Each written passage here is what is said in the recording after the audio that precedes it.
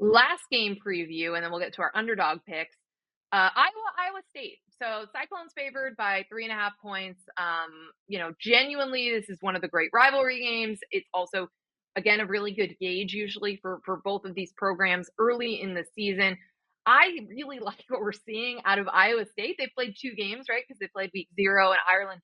And they came back and played a very good FCS team and crushed them, right? Like K-State almost lost coming off their Ireland game. It almost filled into 2 losses for them. But Iowa State was on it. I really think, Rocco Becht is one of the good quarterback, like a really good college quarterback, reliable for what they're doing. But they just seem like really prepared. They just feel like they're on it. Feels like they're clean and that they're going to be in the hunt in the Big 12, maybe the favorite as we sit here right now. Iowa still working through its offensive issues and figuring out, can this be easier to score points, to move the ball? So I'm certainly leaning Iowa State covering because I'm a little surprised that they're not favored by more because it's at home, it's in Ames. But I do think, there's a real opportunity here for Iowa to be like, we're different. We can do something offensively. Year 2 under Tim Lester.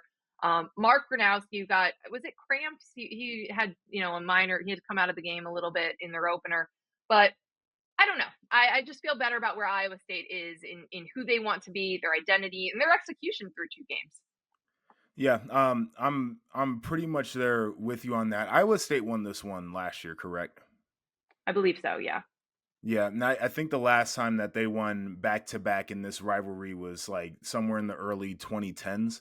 And so I think that plays a factor into this. Kirk Ferentz, is he going to let his rival get one over on him 2 years in a row? Don't feel like it. It was funny watching the Iowa game because early on they were like throwing the football, and you're like, oh look, they're throwing it, and then it ended up looking like a very Iowa football passing stat line. I'm actually rolling with the Hawkeyes here. I think just Mm, off of vibes and the fact that they're not going to let their rival get 2 in a row.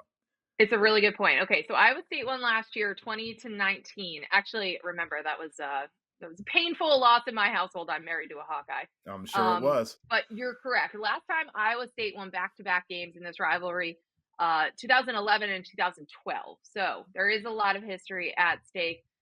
This is one where it feels like the team that we think we feel better about usually loses. So I could certainly 100%. be wrong here.